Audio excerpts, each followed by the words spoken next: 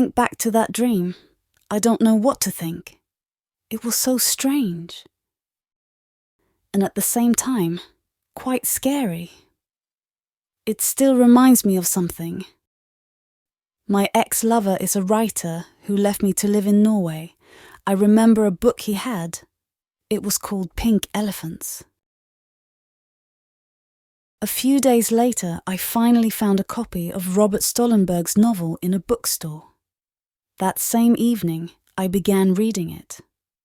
At the beginning of the book, Stollenberg, a contemporary Norwegian writer, explains that the expression seeing pink elephants is a euphemism to describe the hallucinations caused by excessive alcohol consumption. The term dates back to the early 20th century. In 1913, with the writer Jack London, when an alcoholic character in his autobiographical novel John Barleycorn refers to hallucinating pink elephants. Later, in the 1960s, French singer Serge Gainsbourg, a genius artist and notorious alcoholic, also saw pink elephants in his song entitled The Intoxicated Man. The book then moves on to the enchanted interlude of the 1970s, where carefree living, rock music, sexual freedom, and hallucinogenic drugs punctuate the daily lives of young people.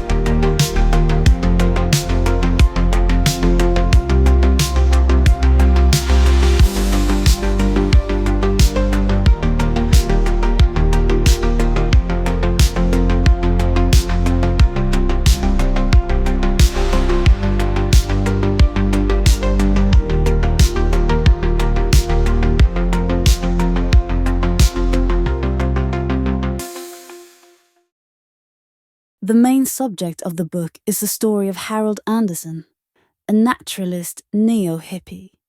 He is Norwegian and lives in Bergen. Having made a fortune thanks to his IT company in the late 90s, he left everything to go into exile in nature.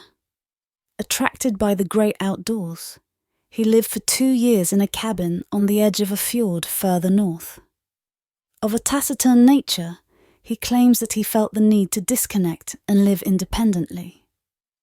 He spent his days fishing and swimming in the frozen lake.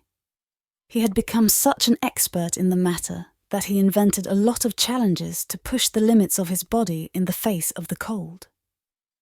He claimed that he could stay in frozen water for almost 30 minutes, sometimes completely immersing himself. Once he had gone too far, and, in a state of advanced hypothermia, had fallen asleep for a few seconds in the water, no longer feeling the cold at all.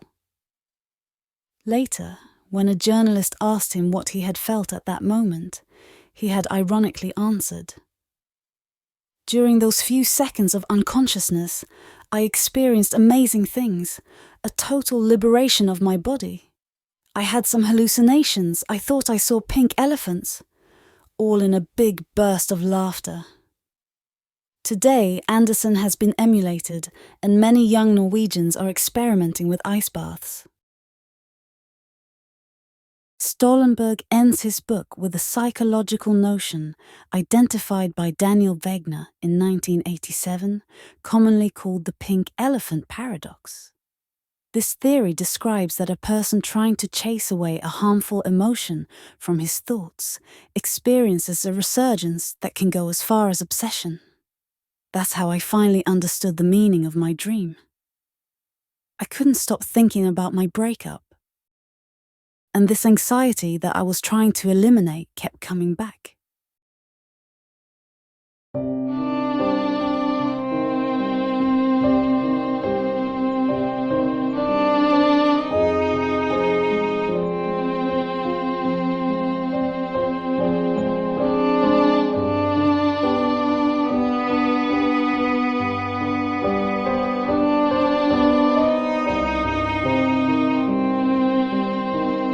Excuse me, sir. Sorry to disturb you in your work. Are you the writer, Jack London? Tell me, Mr. London, how can I stop seeing pink elephants?